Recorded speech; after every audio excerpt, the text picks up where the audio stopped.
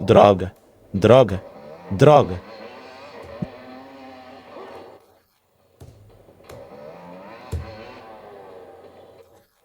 Ah, espera, desculpa.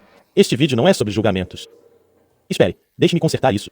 Isso mesmo, estamos falando sobre Halo 4 hoje. Então o que eu queria mostrar a vocês sobre isso é... Isso é estranho, nenhum dos meus controles está funcionando.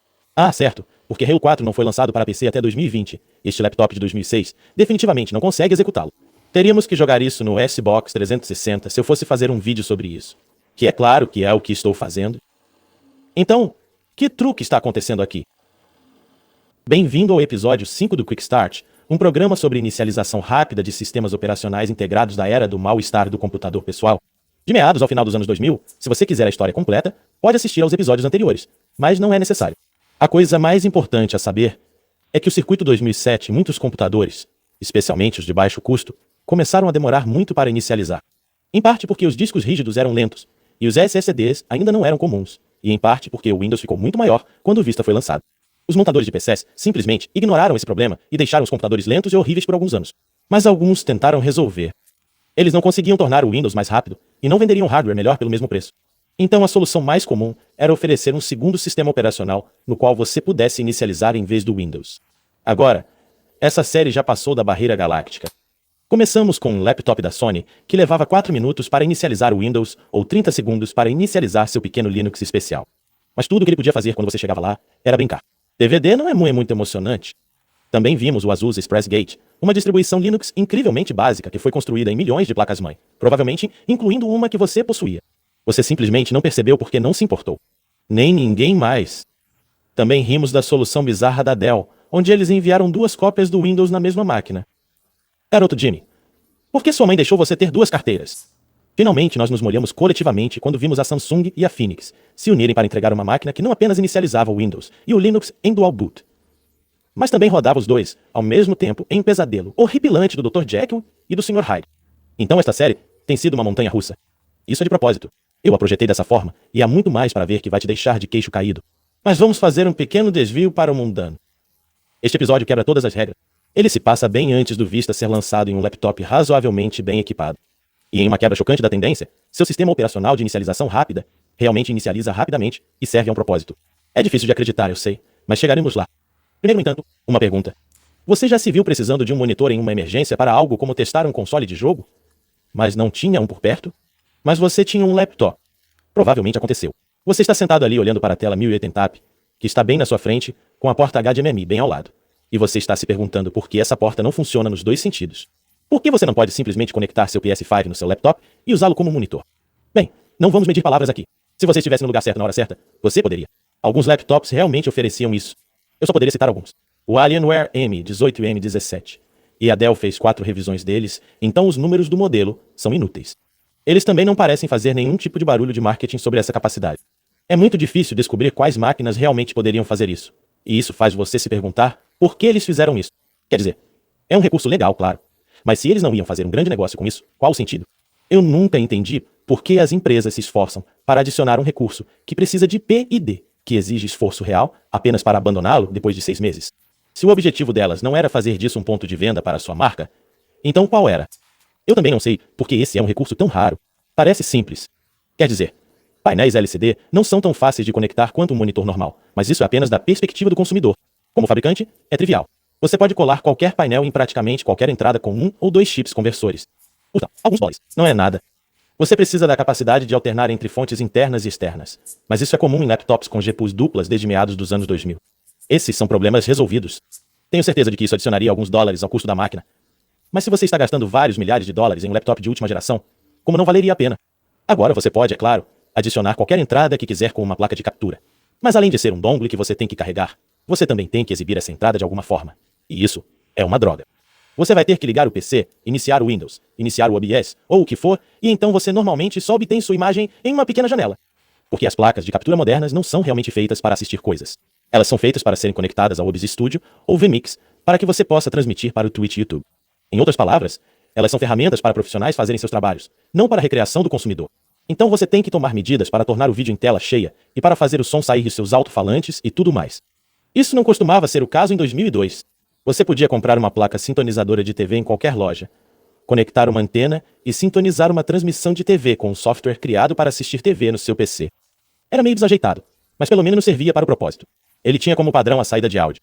Você poderia facilmente colocá-lo em tela cheia. Ele vinha com um controle remoto, você podia definir predefinições de canais, etc. Era definitivamente um produto de consumo. Mas até onde eu sei, isso realmente não é mais um grande mercado.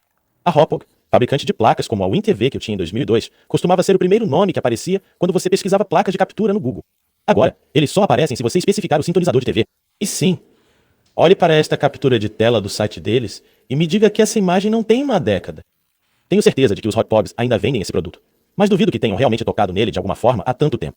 E claro, você poderia dizer que a TV aberta também não mudou em tanto tempo, mas normalmente as empresas continuam iterando com a popularidade decrescente da TV aberta em geral e a proliferação de prolifera free.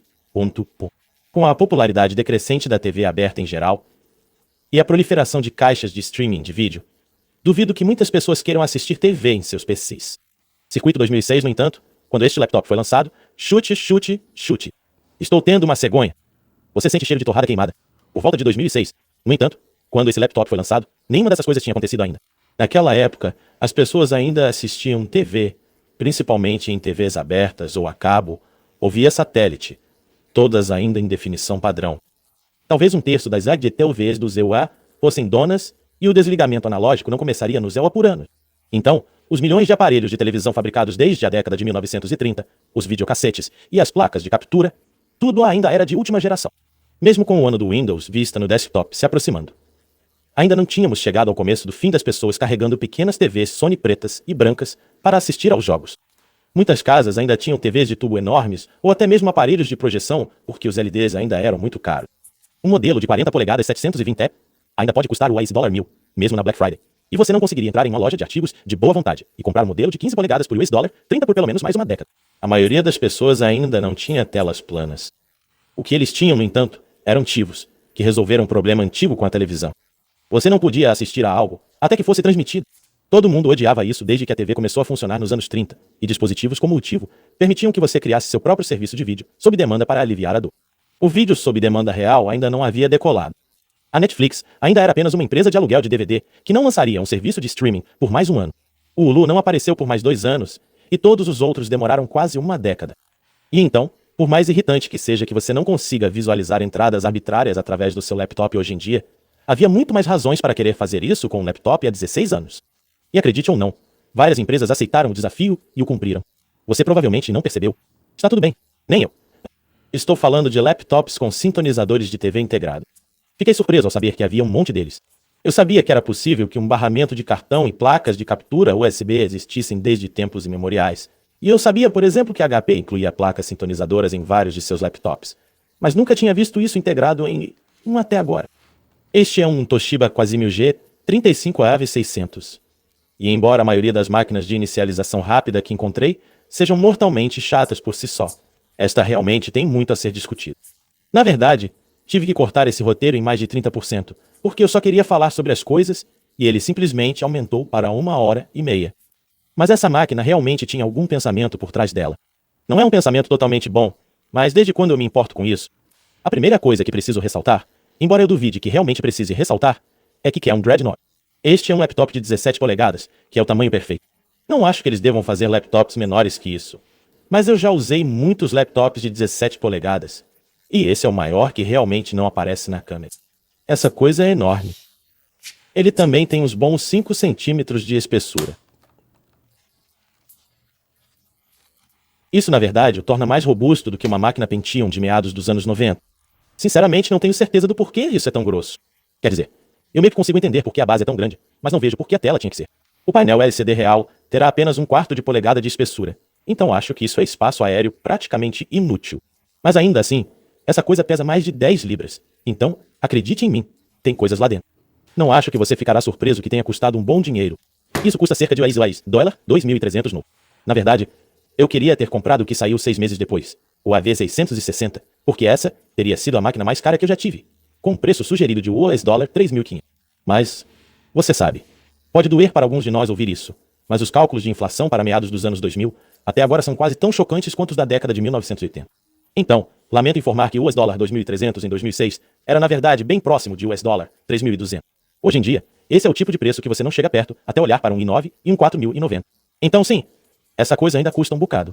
E apesar desse preço, não é tão impressionante. À primeira vista, essa máquina só tem um núcleo de 1,8 GHz. Dual Core, não Core 2. Essa é uma máquina de 32 bits. Ela também tem uma GeForce Go 7300, que não era a RTX da época, para dizer o mínimo. Para dar uma ideia, a análise da CNET disse que eles só conseguiram 7 FPS em Doom 3. Embora eu não tenha certeza de como eles fizeram ele rodar tão mal, eu consegui mais como 20. Escuta, amigo, você não tem autorização para essa área. Continue. De qualquer forma, não estava quente, e havia laptops contemporâneos que conseguiam fazer de 50 a 60 nos mesmos testes. Isso só tem uma GPU que está um passo acima dos gráficos Intel HD. É ainda mais embaraçoso quando você percebe que essa tela enorme aqui não é HD. Isso é apenas 1440 por 900. Então não é como se a GPU estivesse empurrando tantos pixels. Na verdade, é outro motivo pelo qual eu queria ter encontrado uma de 660. Aquela coisa tinha uma tela completa de 1920 por 1200. O que é sempre uma delícia em uma máquina tão antiga. Mas os caprichos do eBay são o que são. Então, sendo esta a máquina que mais eclipsa a mesa que já manuseei, eu tendo a pensar nela como estando na classe de substituição de desktop, mas não tenho certeza de qual desktop seria. A CPU não é tão impressionante. A GPU não é tão impressionante. A tela certamente não é tão impressionante. Então, para quem era esta máquina? Isso é fácil. O pirata da televisão de 20 anos de 2006. Este é um sistema multimídia, uma classe específica de laptop que costumava existir. E acho que não existe mais. Hoje em dia, as pessoas estão muito acostumadas a assistir TV e filmes em tablets de 8 polegadas ou em telas ainda mais horríveis. Por exemplo, eu sei que muitos de vocês estão assistindo a este vídeo em seus telefones no modo retrato, esmagando meu lindo rosto com a troque até o tamanho de um band-aid. E eu os perdoo. Em 2006, no entanto, as pessoas ainda não tinham normalizado isso e esperavam poder ver o que estavam assistindo. Então, a ideia era que você poderia querer comprar um laptop especificamente para assistir TV e filmes. E isso não exigia as especificações de hardware mais avançadas, porque o HD praticamente ainda não tinha acontecido. Quer dizer, estava lá.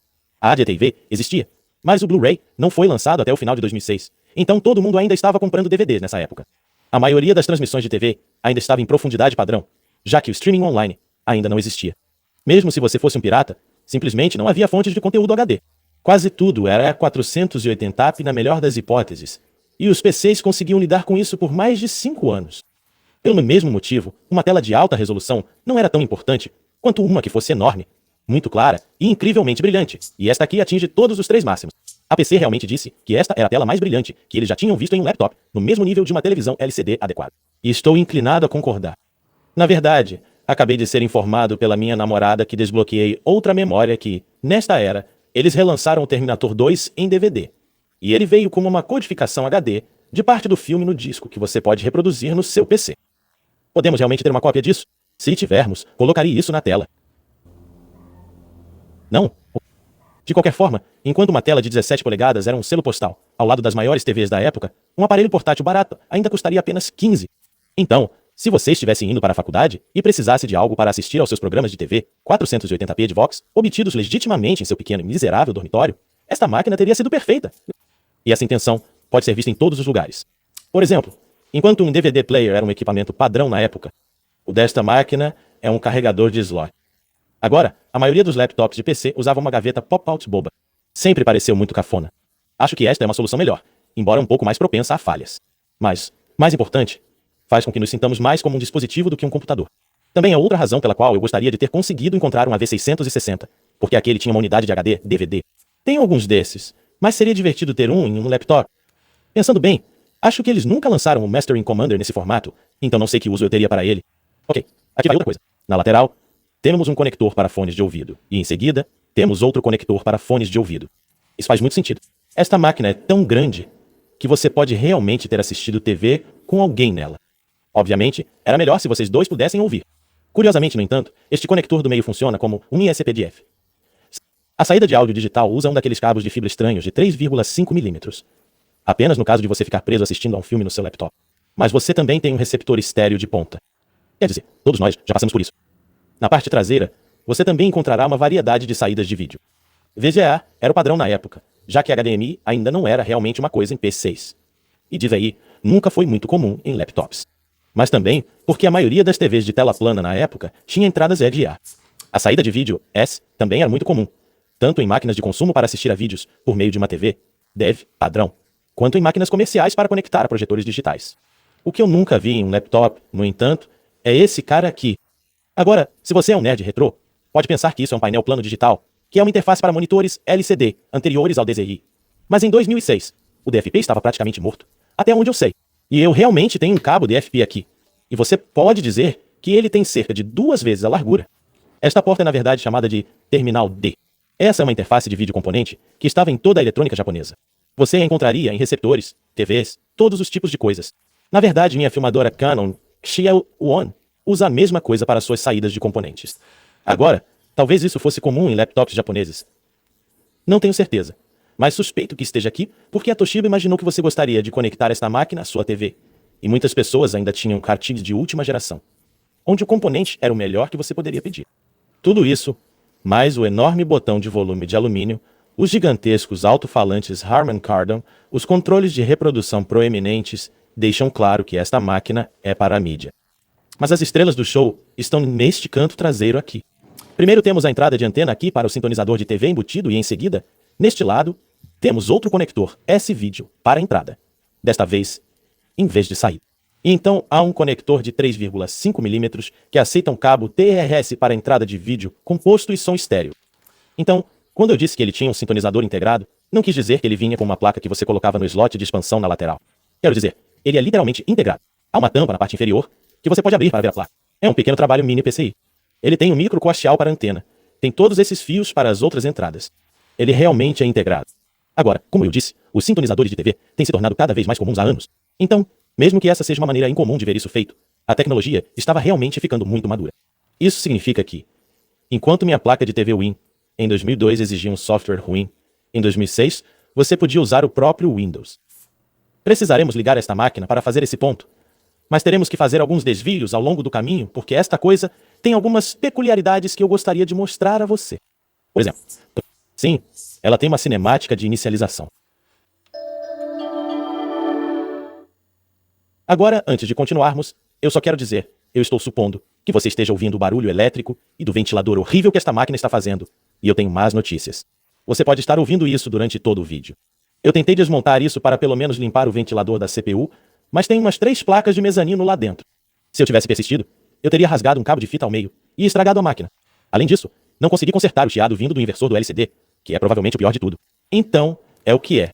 Se o ruído me deixa louco durante a edição, no entanto, talvez eu tenha que filtrá-lo, e é por isso que minha voz parece realmente abafada agora. Eu realmente adoro computadores antigos. Definitivamente escolhi o trabalho certo. De qualquer forma, como eu disse no último vídeo, a esmagadora maioria dos clones de PC já feitos usavam código BIOS desenvolvido por uma das 3 empresas, American Megatrends Award ou Phoenix. Mas no começo havia alguns fornecedores que desenvolviam os seus próprios. O primeiro 100% compatível da Compaq, na verdade, usavam BIOS que eles mesmos escreveram. Mas a maioria dos fabricantes não tinha esse conjunto de habilidades e teve que comprá-los de outra pessoa. Se você for tarde o suficiente, até a Compaq desistiu e começou a comprar de terceiros. Mas pelo que entendi, a Toshiba manteve seu BIOS por muito tempo. Então, se entrarmos na configuração da BIOS desta máquina, mesmo que você não saiba nada sobre retrocomputação, você pode dizer que o fedor dos anos 80 está por toda parte.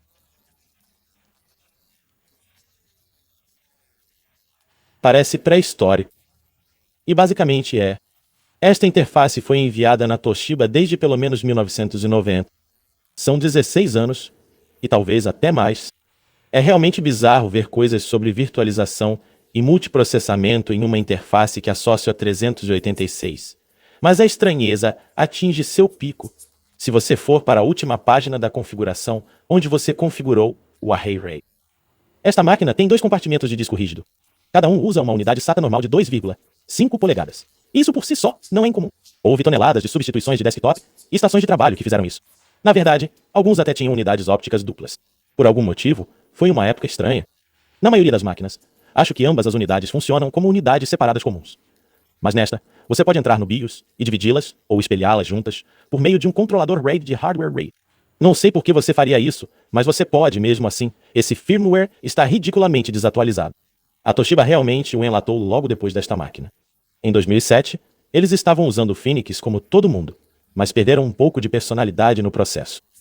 Duvido que o Phoenix me oferecesse uma opção para adicionar uma animação de inicialização com um efeito sonoro, então isso foi embora. Mas também, o firmware da Toshiba sempre teve um menu de inicialização incrivelmente charmoso, logo após o logotipo de inicialização. Ele mostra essa pequena matriz de ícones aqui embaixo, e esses são todos os seus possíveis dispositivos de inicialização. Você pode simplesmente tocar nas setas para selecionar o que quiser. Oh meu Deus, querida. Bem, esse era o cheiro deles. Tanto faz. Vou colocar um abajur nele. Vou colocar um texto. Pelo menos estou me mantendo hidratado. Prova de hidratação. Isso é incrivelmente fofo, mas não é realmente uma boa UI. Não há texto para identificar essas coisas, então se você tivesse, digamos, 3 drives USB conectados, não seria capaz de diferenciá-los. Isso pode ser discutível, porque nem tenho certeza se isso suporta a inicialização USB, o que é absurdo para 2006. E praticamente nos diz por que deveríamos ficar felizes que o firmware interno não seja comum. Ainda assim, é sempre divertido ver um PC que fez algo diferente. Mas, de qualquer forma, vamos ver essa coisa inicializar, que levou cerca de 30 segundos.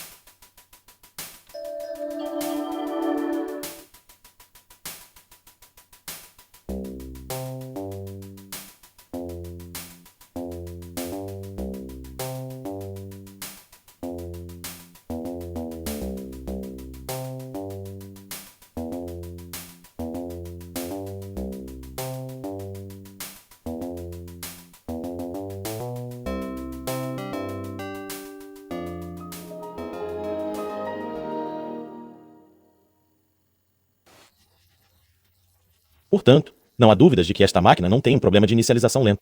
E por que deveria? Ela não roda o Vista.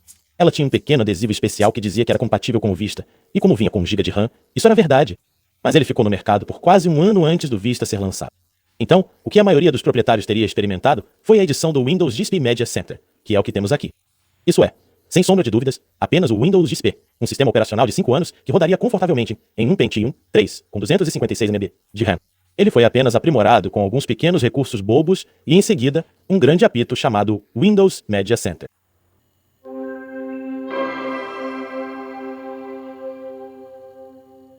Se você assistiu ao episódio direto da Dell Media, nada disso vai te chocar.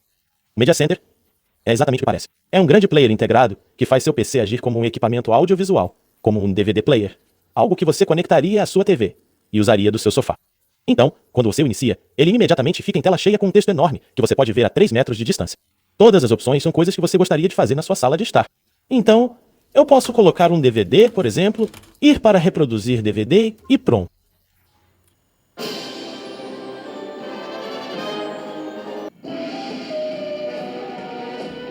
Foi a partir das notícias da minha chegada. Claro que você gostaria de controlar isso do seu sofá. Então, os PCs do Media Center geralmente vinham com controles remotos. Então, você nunca precisava se levantar. Esta máquina não foi exceção. E com certeza, eu posso controlar a reprodução com qualquer rolamento remoto. O grande logotipo verde do Windows, naturalmente. Este também tem um visualizador de imagens, um reprodutor de arquivos de vídeo e um reprodutor de música.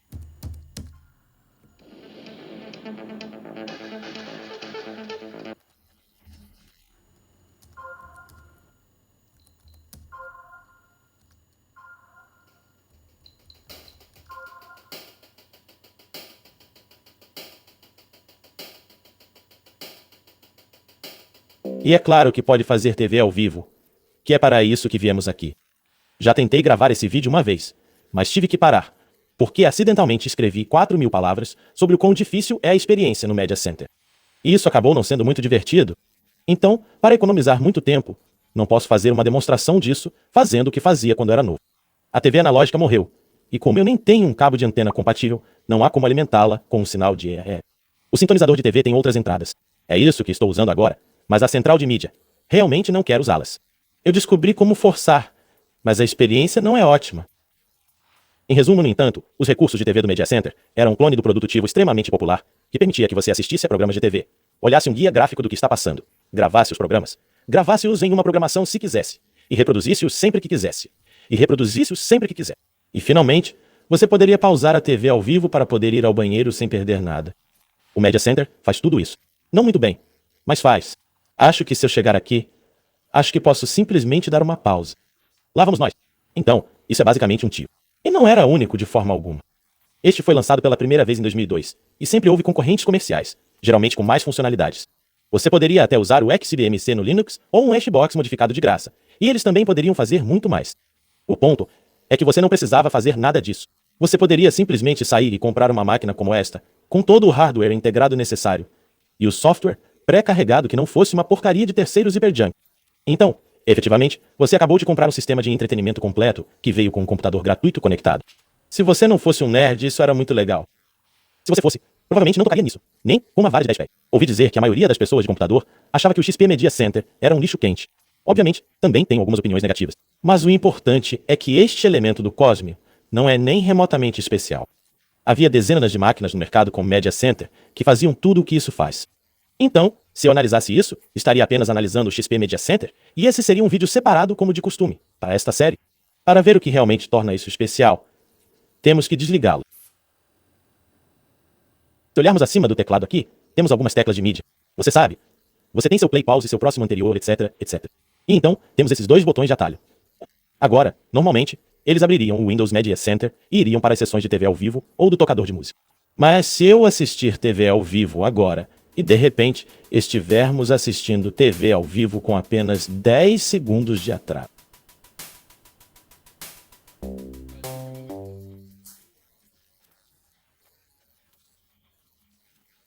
Também estamos observando aquela entrada composta que eu disse que o Windows Media Center se recusou a usar. Isso é um prazer usá-lo, mas é claro que não estamos mais no Windows. O que estamos executando aqui é o Cosmio Player, uma distribuição Linux especial da Toshiba que carrega o conjunto mínimo absoluto de módulos e drivers para que possa inicializar o mais rápido possível.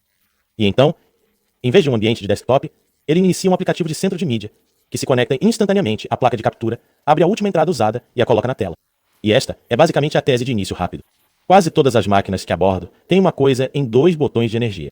O normal inicializa no Windows, e em seguida, um segundo botão de energia mais engraçado inicializa nesta pequena distribuição Linux, escondida em uma partição secreta do disco rígido ou um arquivo especial enterrado no sistema de arquivos do Windows. E sempre com o mesmo objetivo, fazer a máquina inicializar mais rápido. Mas espere, esta máquina já inicializa rapidamente. Ele não executa ou vista, não é afetado pela crise de inicialização lenta, supondo que isso realmente tenha acontecido. O que está começando a parecer cada vez mais improvável à medida que esta série continua. Mas, de qualquer forma, este é um dos primeiros sistemas operacionais de inicialização rápida que conheço. Mas por que esta máquina precisava de uma opção de inicialização rápida? Bem, acho que isso justifica sem esforço e vou ilustrar o porquê. E você vai concordar comigo. Imagine que é um dia normal em 2006 e isso acontece. Oh, droga, o House está chegando.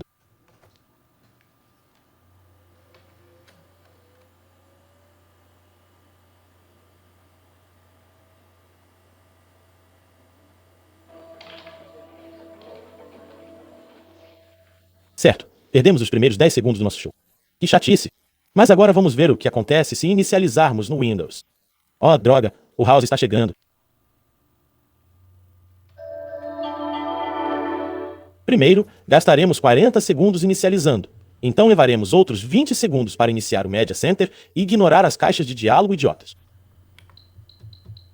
Então, gastaremos 15 segundos esperando que ele faça alguma coisa. E agora estamos finalmente assistindo depois de 1 minuto e 12 segundos. Ao longo desta série, tenho lutado para justificar qualquer um desses esquemas de inicialização rápida. Normalmente, a diferença é de apenas 30 a 40 segundos em relação à inicialização do Windows. Mesmo em uma máquina muito lenta, a maioria das coisas que você faz em um PC, seja verificar e-mails ou assistir a um filme, leva muito mais tempo do que isso. Eu não acho que alguém realmente teria notado a diferença. Mas nos dias em que você não podia transmitir quase todos os programas online, se você perdesse o primeiro minuto de House MD, ele simplesmente desaparecia. Você pode ter perdido algum detalhe crítico sobre o casamento ruim do casal ou a cena em que House rouba as chaves de Wilson, o que gera um monte de conversas nos próximos 40 minutos. Esse tipo de coisa, você não poderia voltar e obtê-lo. Então, se você decidiu usar um laptop como sua TV principal, talvez porque você está na casa de um amigo, ou está acampando, ou está em algum dormitório de merda, onde isso é tudo que você tem espaço, esperar mais de 1 minuto para a maldita coisa esquentar pode realmente arruinar sua experiência. Em outras palavras, se a Toshiba quisesse que isso fosse um substituto para uma TV, ela precisava ligar tão rápido quanto uma TV ligava. E liga. Normalmente sou muito crítico com recursos de bônus em PCs.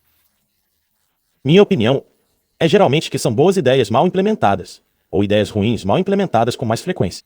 Mas o que a Toshiba fez aqui é, na verdade, incrivelmente habilidoso e funciona muito bem. Vocês ouviram aqui primeiro, pessoal? Esta é uma máquina de início rápido, que eu realmente gosto. Em vez de ser decepcionante, estranho e inútil, Isso realmente torna prático usar seu laptop como uma TV. Ele faz tudo o que deveria tão facilmente quanto deveria.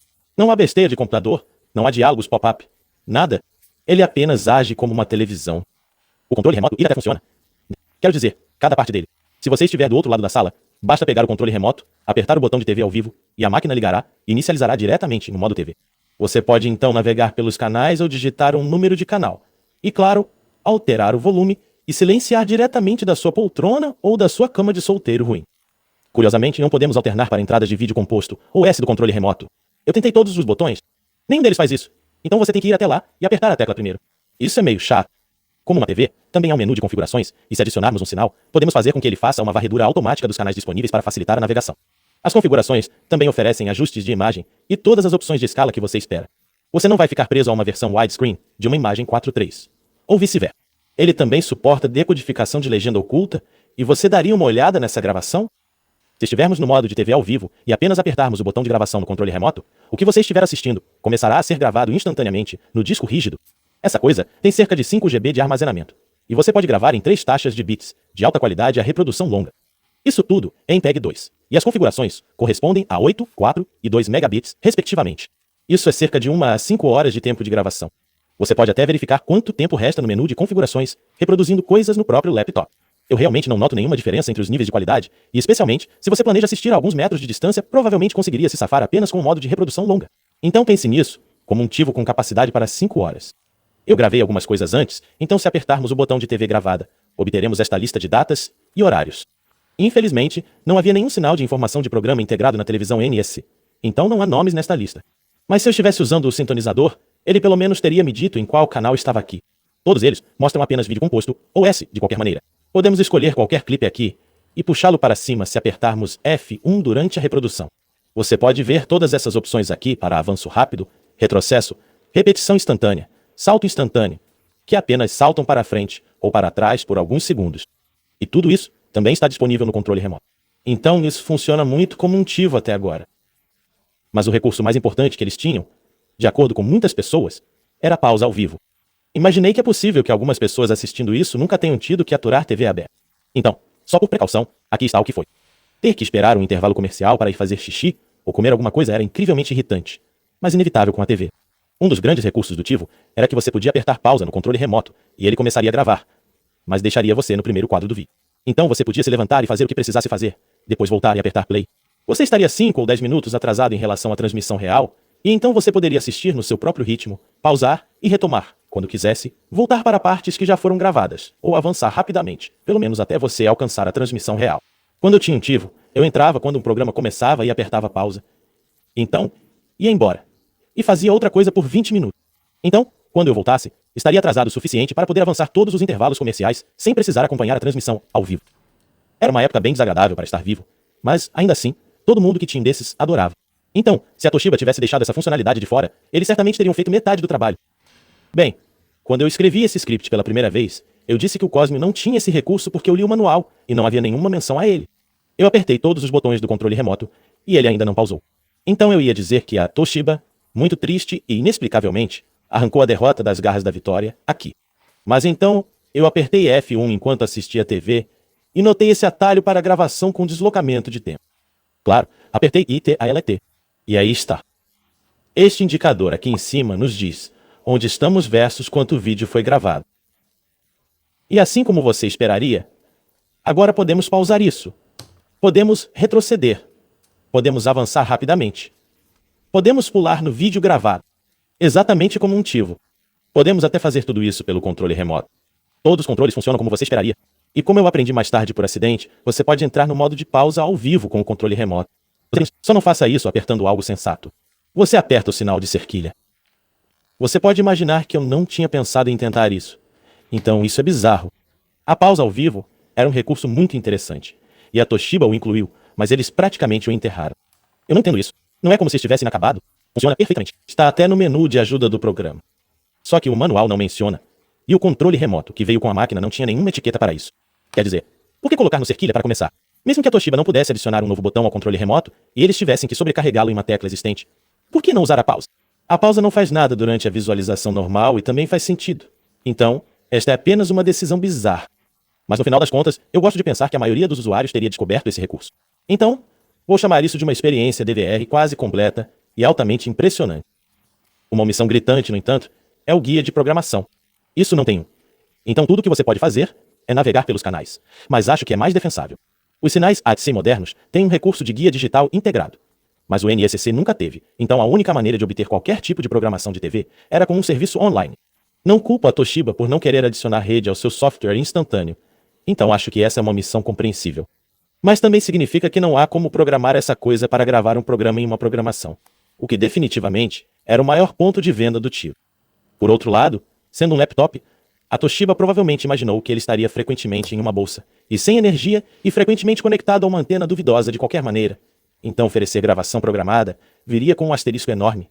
E uma explicação estranha não funcionará realmente de forma confiável, a menos que você deixe sua máquina conectada, ligada e conectada a uma antena de telhado.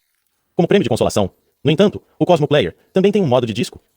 Se você colocar um CD ou um DVD, ele alternará automaticamente, ou você pode chegar lá iniciando com o terceiro botão de energia ou pressionando a tecla DVD no controle remoto. Mas então, o reprodutor de disco funciona exatamente como você esperaria. Eu tenho que me perguntar, na verdade, se isso é literalmente um software que a Toshiba estava enviando para o reprodutor de DVD do consumidor, já que muitos deles eram baseados em Linux. O controle remoto funciona aqui também. Podemos reproduzir, pausar, avançar. Podemos ir ao menu. Podemos navegar, alterar o volume, tudo. O reprodutor de CD é ainda mais simples. Você obtém o número da faixa, o tempo. É isso. Naturalmente, o controle remoto também funciona aqui. E quando terminar, você pode até desligar a máquina apenas pressionando o botão liga-desliga. Então, em resumo, essa coisa realmente pode substituir todo o seu sistema AV. Sua TV, seu TiVo e seu DVD player são condensados em uma máquina que também funciona como seu computador pessoal. E a Toshiba poderia ter estragado tudo, mas eles praticamente não fizeram. Como mostrei durante a piada de introdução, você pode até conectar seu Xbox 360 e jogar Halo nele. Na verdade, o comentarista que me colocou nessa coisa em primeiro lugar deu a entender que foi exatamente isso que ele fez. Então, como eu disse, acho que qualquer universitário que ganhou um desses como presente de despedida provavelmente adorou. Desde que você fique com o Cosmo Player, essa coisa se comporta como um eletrodoméstico, não um computador, e isso é super legal. Sobre esse assunto, vamos falar um pouco sobre como isso funciona nos bastidores. Não é muito, mas tem algumas esquisitices. Com a maioria das máquinas desta série, você instala seu sistema operacional normalmente, e em seguida, executa um instalador para adicionar o sistema operacional de início rápido. O Cosmo Player não funciona assim. Você tem que gravar um disco de um instalador, inicializar o ISO a partir dele, e em seguida deixá-lo limpar todo o seu disco rígido. Aí o para isso é meio charmosa. Você imaginaria que seria apenas uma coisa de modo texto, mas não, eles realmente fizeram gráficos para isso. Parece um produto acabado. Chocante. A razão pela qual ele destrói tudo no seu disco rígido é, claro, porque ele está reparticionando-o para que ele possa colocar o Cosmo Player em seu próprio esconderijo secreto. E com certeza, uma vez feito isso, você pode instalar o Windows, mas ele vê o disco rígido como completamente vazio. E depois de instalado, ele ainda não vê nada além de si mesmo. A razão para isso é que o Cosmo Player aproveita um recurso que mencionamos antes, o APA, ou área protegida do host, que permite que ele diga ao disco rígido, para ocultar todos os setores após um certo ponto, neste caso, cerca da marca de 75 GB. Como você pode ver, o Windows pensa que este é um drive de 75 GB em vez de 80. Isso deixa cerca de 5 GB de espaço para o Cosmo Player viver, onde nada mais pode detectá-lo. Claro, isso não é estritamente verdade. As partições APA podem ser lidas do software. Você só precisa saber que elas estão lá e emitir os comandos ATA corretos para expô-las. Até onde eu sei, isso requer permissão de administrador, então a maioria dos softwares não consegue fazer isso. Mas o BIOS da Toshiba pode, assim como o utilitário de cópia de arquivos Cosmo Player. Você pode iniciá-lo no Windows e ele mostrará todos os clipes que você gravou no Cosmo Player. Você pode então copiá-los para sua partição normal do Windows e até mesmo excluir os originais. Então, embora eu tenha dito que isso tinha uma capacidade de apenas 5 horas no máximo, na verdade você poderia colocar quase 80 horas de vídeo aqui. Você só precisa ter certeza de copiá-lo e limpá-lo regularmente, o que é tedioso, pois a ferramenta de cópia de arquivo é muito simples e não permite que você selecione vários arquivos de uma vez. Além disso, você não conseguiria assistir a nenhum desses vídeos extraídos do Cosmo Player, pois ele não tem opção para reproduzir arquivos locais, digamos, da sua partição do Windows ou de uma unidade USB. E você não pode enviar arquivos de volta para a partição do Cosmo Player. Mas você sabe que quando você grava mais do que algumas horas de mídia, provavelmente está tentando arquivá-la de qualquer maneira. E você pode simplesmente reproduzi-lo do Windows se quiser nos bastidores. Isso é claro que é muito simples. O Cosmo Player mantém algumas partições ocultas diferentes. Não tenho certeza de como ele se lembra de onde elas estão. Acho que há alguma bobagem de cerveja e festas acontecendo onde ele tem uma tabela de partição secreta escondida em alguma parte, não utilizada do disco. Mas além disso, essas são apenas partições de disco comuns. Então, eu desbloqueei a região APPA com um utilitário Linux chamado HPAN. Então eu localizei essas partições com uma ferramenta de recuperação de dados, e com certeza aqui está uma que tem todos os arquivos do sistema operacional. E aqui está outra com todos os nossos impegs gravados. O utilitário do Windows apenas aponta um driver de sistema de arquivos Linux diretamente para o local dessa partição e monta. Essa abordagem tem vários benefícios. Por um lado, o sistema operacional real do Cosmo Player é completamente estático. Uma vez instalado, ele nunca mais é tocado. E claro, a resposta automática é, mas ele nunca recebe atualizações. E quanto à segurança? Bem, aqui está um computador que não precisava ser corrigido a cada 6 horas antes de todos serem conectados à internet 24/7. O Cosmo Player não tem suporte de rede e não lê nenhum dispositivo de armazenamento externo, apenas sua própria partição. Isso significa que, se funcionar no primeiro dia, continuará funcionando para sempre. É uma ilha de dados total. Ele tem um driver para a placa sintonizadora de TV. É isso. Você não pode adicionar o seu próprio. Não pode alimentá-lo com arquivos de mídia externos. Ele nem reproduz MP3. Você poderia alimentá-lo em DVD adversário. Mas não. Cale a boca. Este software lida inteiramente com dados que ele mesmo cria. Ele não precisa ser atualizado. É como um DVD player. Ele simplesmente funciona. Ele continuará funcionando para sempre enquanto as transmissões NTSC existirem. Mas eles nunca desligarão, já que você literalmente não pode obter acesso ao sistema operacional para quebrá-lo, a menos que seu disco rígido morra. Isso sempre ligará quando você apertar o botão no controle remoto e sempre levará exatamente o mesmo tempo. Vários comentaristas ao longo da série propuseram que os sistemas operacionais de inicialização rápida são valiosos não porque inicializam mais rápido do que o Windows em si, mas porque são mais rápidos do que uma cópia do Windows infestada de vírus e botnet, que foi fragmentada para o inferno e voltou. Computador sobre vírus é igual a variar, já que fizemos isso antes. Para ser franco, eu simplesmente não acho que os fornecedores de PC se importaram em reconhecer o que acontece com um PC 8 meses, depois que ele sai da fábrica. Então eu meio que rejeito essa opinião. Mas é verdade que o Windows fica mais lento com o tempo, principalmente naquela época.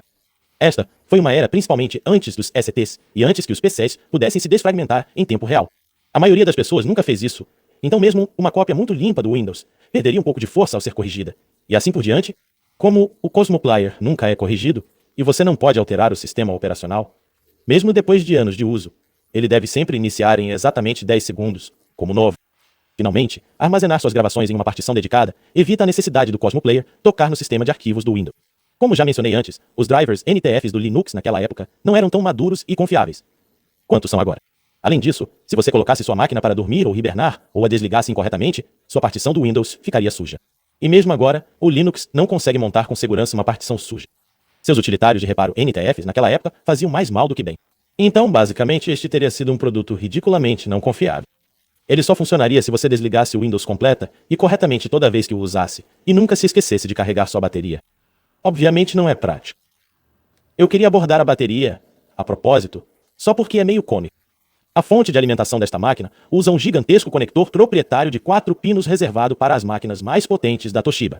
Ele é avaliado em 15 volts e 8 amperes, ou cerca de 120 watts.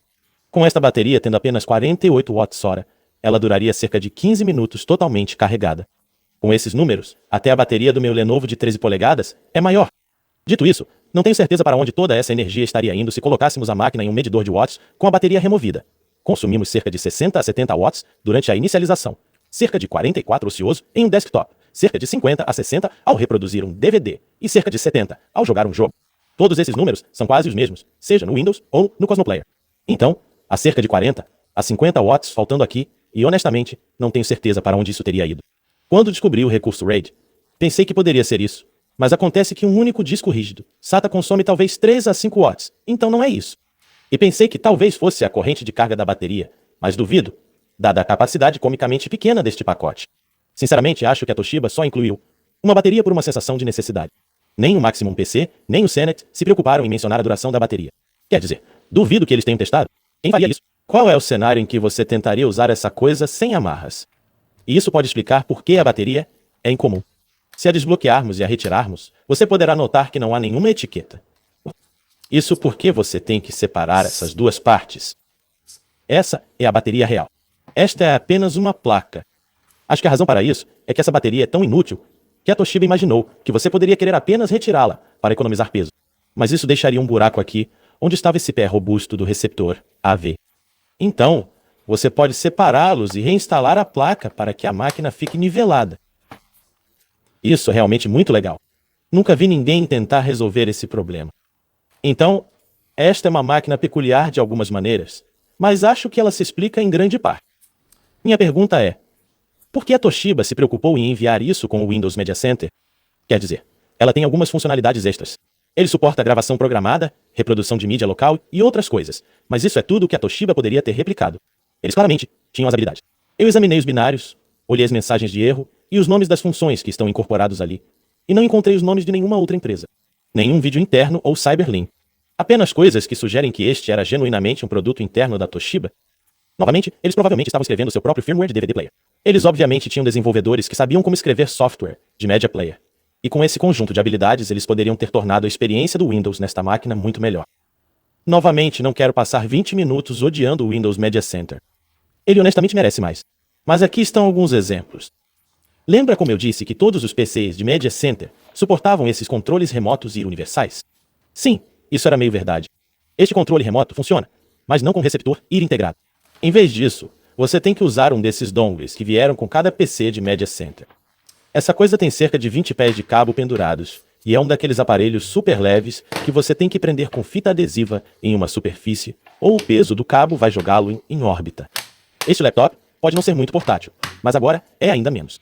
Se você quiser usar o lado Windows do software, não pode simplesmente colocá-lo em uma mesa, conectá-lo na parede e começar a usar. Você tem que descobrir onde enfiar esse bastardo e tem que descobrir o que fazer com 20 pés de cabo. Este também não é apenas um problema de software. O receptor integrado nem aparece no gerenciador de dispositivo. Não há driver no site da Toshiba. Não tenho ideia do que está errado aqui, mas só é útil no Cosmo Player, e eu culpo a Microsoft. Tem que ser culpa deles. O Media Center também é muito lento. Mais de 30 segundos do tempo desperdiçado ao iniciar no Windows para assistir TV é gasto esperando o Media Center carregar e ficar responsivo. Normalmente, quando eu o inicio, ele cai em um canal morto, começa a emitir estática ensurdecedora e não responde aos controles de volume ou mudo por uns bons 25 segundos. Não consigo nem fechá-lo. Os outros modos também não são rápidos. Quase tudo o que isso faz leva vários segundos para responder. A experiência de TV ao vivo do Media Center também não é muito suave. Por exemplo, mencionei anteriormente que ele não pode realmente usar as entradas de vídeo do compositor. Simplesmente não vai. Não há opção para isso. A menos que você minta e diga que tem um decodificador de TV a cabo ou satélite. Você se sente inteligente por um momento, e então ele exige que você conecte uma coisa chamada Ear Blaster para que ele possa se comunicar com aquele decodificador. Ele não deixa você fazer isso sozinho. Ele quer controle total. A funcionalidade do Blaster, felizmente, é incorporada ao receptor padrão do Media Center. Mas mesmo assim, ele verifica se você realmente conectou o dongle do transmissor Ear. Se não, ele ainda não deixa você usar essas entradas. É simplesmente draconiana. Essa experiência é péssima. E realmente parece que a Toshiba estava em uma ótima posição para resolver isso. Eles poderiam ter enviado XP para casa, então pegado o dinheiro que economizaram no licenciamento e investido na melhoria do Cosmo Player. Eles poderiam ter adicionado a funcionalidade do guia de TV, talvez carregá-lo periodicamente de um serviço online, por meio de um aplicativo complementar que roda dentro do Windows. Esse é o tipo de coisa que muitas dessas máquinas de inicialização rápida fazem. Dessa forma, eles não teriam que tocar na rede. E como eles tinham um BIOS interno personalizado, eles poderiam ter adicionado uma gravação programada que acorda a máquina por um momento, verifica se ela está recebendo um sinal. Se sim, ele grava o programa, e então desliga-se novamente. Isso é legal. Eles certamente poderiam ter desenvolvido uma versão nativa do Windows do Cosmo Player, como a Cyberlink fez com seu aplicativo Media Direct para Dell. Quer dizer, a lista continua. A Toshiba estava no controle total aqui. Por que parar onde eles pararam? Por que não ir até o fim? Acho que eles estavam muito bem posicionados para criar um concorrente sério centrado em mídia. E na minha opinião, 2006 foi um ótimo ano para vender um laptop que também funcionava como um conjunto AVA completo. Tivo era um nome na boca do povo. O vídeo de desenvolvimento padrão ainda era geralmente aceito. Os PCs eram poderosos o suficiente para codificar e decodificar em MPEG 2 e até MPEG 4 em tempo real. Os discos rígidos eram grandes o suficiente para armazenar grandes quantidades de TV gravadas sem atrapalhar o estilo do usuário. Isso foi um slam dunk. Por que eles pararam antes da linha de chegada? A coisa toda parece incrivelmente bem executada até certo ponto. E isso parece ser apenas o Cosmeo em geral. Sei que não posso falar por todos aqui. Frequentemente sou alheio a essas coisas, mas nunca tinha ouvido falar de um Cosmo na minha vida até receber aquele comentário. E ele apenas o descreveu como um laptop que poderia funcionar como uma TV. Então passei 2 dias pesquisando sobre isso no Google e não encontrei nada. Nunca encontrei nenhuma menção a esta máquina, até que voltei e perguntei a ele o nome do modelo. É como se essas coisas nunca tivessem existido. Tentei descobrir quantos outros Cosmeios tinham essa funcionalidade, mas é muito difícil de pesquisar. Então não posso ter certeza de que a Toshiba não fez um trabalho melhor mais tarde. Talvez eles tenham vendido uma máquina em 2009 que pudesse sintonizar ATSI e tivesse funcionalidade DVR completa com o guia. Eu adoraria encontrar um, se for o caso, mas suspeito que ele não faria parte desta série até lá. Alguns anos depois, com as melhorias na velocidade da CPU e o lançamento do Windows 7, qualquer coisa assim seria apenas um aplicativo normal do Windows. Tenho certeza. Sinceramente, eu nem testei a versão do Media Center do Vista. Talvez ele tenha feito um trabalho melhor e tornado tudo isso irrelevante. Ou, talvez, desde que o Windows ficou mais rápido e confiável, outras empresas começaram a oferecer aplicativos com os quais a Toshiba não sentia vontade de competir, porque os Cosmos não eram as únicas máquinas com sintonizadores integrados. Aparentemente, esse foi um fenômeno que eu perdi completamente. Eu sabia tudo sobre laptops com saída para a TV, mas nunca com entrada para a TV. Trabalhei no E-Ciclo por anos. Não me lembro de ter visto um assim. Mas na verdade havia alguns. Parece que os primeiros foram lançados em 2005, incluindo os primeiros Cosmeiros, mas, por exemplo, também descobri que a Sony enviou o Vaio VNX 570G com uma opção de sintonizador de TV. Agora, isso é meio que trapaça porque não era bem integrado, mas também não era realmente um cartão adicional. Era uma substituição para a unidade óptica. Você retiraria o CD-ROM e colocaria aqui ponto. Ele tem uma dessas portas tipo Ultra Bay na parte traseira e suas entradas na parte frontal. Ele até tinha esse pequeno suporte aqui para o adaptador que converteria o plug microcoaxial descolado em um conector F padrão. É muito fofo, embora talvez não seja exatamente o ponto. Então, acho que a Toshiba pode ter tido a primeira máquina com um sintonizador integrado adequado. Mas havia outros. Por exemplo, um pouco mais tarde, a Alienware os colocou na M7700, na M17X e na M15X. A Samsung aparentemente vendeu um Q30, entre outros modelos, e enquanto todos eles, até onde eu sei, usavam apenas software normal do Windows. Pelo menos uma empresa fabricava máquinas que também usavam seus próprios sistemas operacionais de inicialização rápida. Fujitsu instantâneo. Minha mídia, aparentemente incluída na série N 6200 do Lifebook, era muito parecida com esta. Essa é o suficiente. Eu não consegui nem encontrar uma captura de tela para mostrar a vocês, mas talvez eu consiga uma para um episódio futuro, quem sabe? E, claro, isso não parou em 2006. Alguns anos depois, a Sony vendeu o VGN ao 180 com um sintonizador integrado. E isso continuou até pelo menos 2011, quando a Asus vendeu seu N53 SV. Aquele, é claro, suportava rádio TV. E tenho certeza de que havia outros que também suportavam. É difícil reunir todas essas informações, porque sintonizadores de TV nunca foram o tipo de coisa que deixa os nerds animados online. Eles existem desde o final dos anos 90, mas nunca foram muito queridos pelos nerds. Nunca foram um grande ponto de venda para um PC também.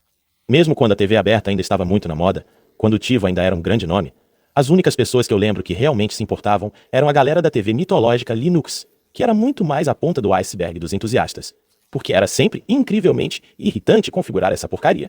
Uma vez passei 2/3 de uma maratona de monges tentando fazer a TV mitológica funcionar, e finalmente desisti e assisti Mon. No entanto, embora eu tenha certeza de que esta máquina não foi a única que fez o que faz, acho que provavelmente será a última máquina multimídia que veremos no Kickstarter. O restante dos dispositivos na pauta são praticamente todos focados em produtividade, o que os torna ainda menos interessantes para quase todos nós, e eles são praticamente todos piores nisso do que este era. É tudo ladeira abaixo a partir daqui. Mas se você pelo menos gostou deste vídeo, então não se esqueça de se inscrever antes de prosseguir. Então eu sei que você curte esse tipo de coisa. Lembre-se de ativar as notificações se quiser saber quando eu fizer mais coisas. Se você realmente gostou disso, no entanto, considere me apoiar no Patreon como essas pessoas aqui estão fazendo. Essa série inteira só é possível porque eles me permitem comprar porcarias idiotas no eBay que espero que sejam interessantes. Espero que funcionem na verdade, embora eu nunca saiba se funcionam ou se funcionarão até que chegue aqui. Eles também me permitem comer e colocar gasolina no meu carro, então você sabe. Talvez isso faça algo por você. De qualquer forma, sou incrivelmente grato a todos eles por tornarem tudo isso possível. Muito obrigado a todos e a todos os outros. Obrigado por assistir você de perto.